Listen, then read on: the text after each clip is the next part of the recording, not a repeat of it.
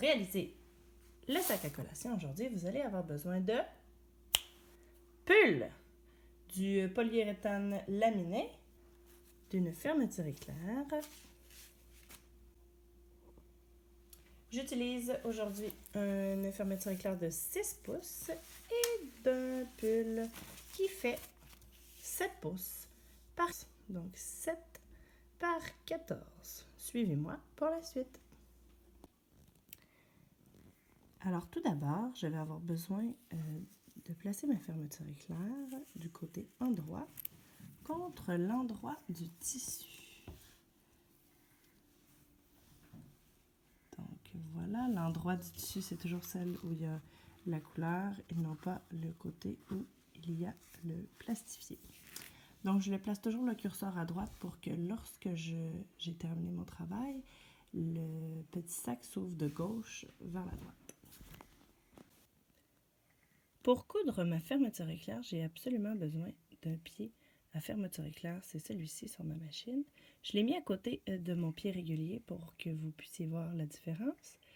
Selon votre machine, votre pied à zip, votre pied à fermeture éclair pourrait différer.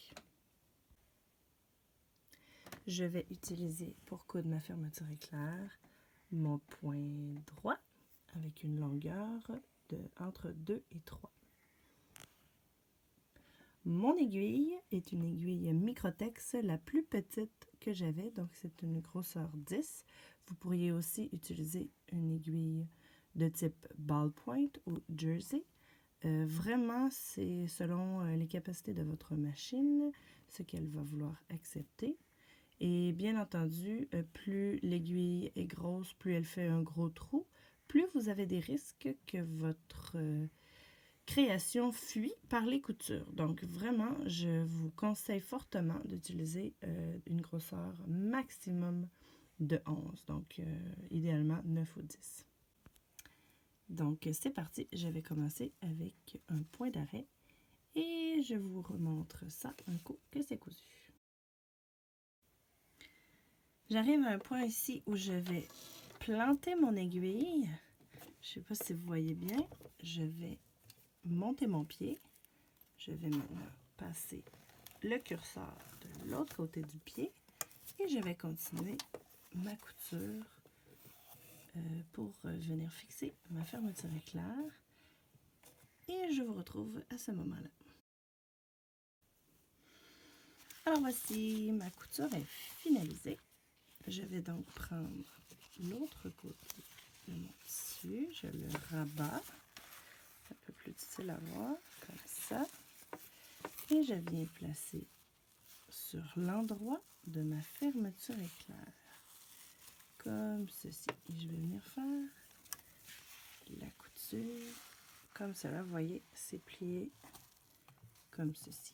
J'y vais, je fais le même principe et je vais planter mon aiguille à un moment et replacer le curseur.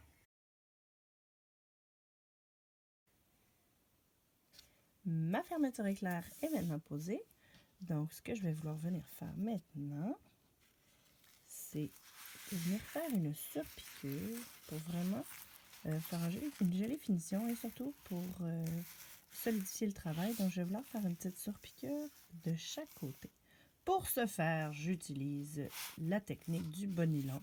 Si vous avez déjà porté un bonilon, la technique, c'est de prendre tout le tissu. Et ce que je vais faire, c'est que je vais coudre ici et ramener le tissu pour le coudre. Ensuite, je vais retourner mon travail et faire de l'autre côté. Suivez-moi.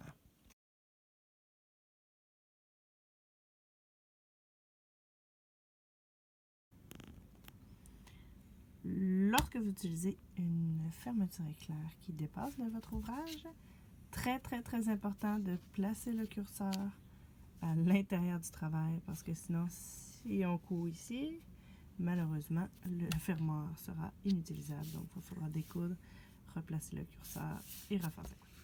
Maintenant que la surpiqûre est faite, on peut maintenant choisir est-ce qu'on va préférer avoir un look comme celui-ci avec la fermeture tout en haut ou bien si on l'aime mieux en décalé, donc tout en haut. faudra placer votre fermeture éclair vraiment à califourchon, je dirais. Si vous préférez le deuxième modèle, ce que moi, personnellement, je préfère, je le place environ à les dents à 1 pouce du bord, ou si vous voulez 2 cm, 2 cm et demi. Je vais venir faire une couture ici, une seconde ici, sans oublier de faire mes points d'arrêt au début et à la fin de chaque couture. Si jamais vous rencontrez des difficultés à coudre le pull parce que le côté laminé est trop collant sur votre pied, j'ai un petit truc pour vous, un petit papier d'emballage, donc on vient vraiment le placer entre le pied et votre pull.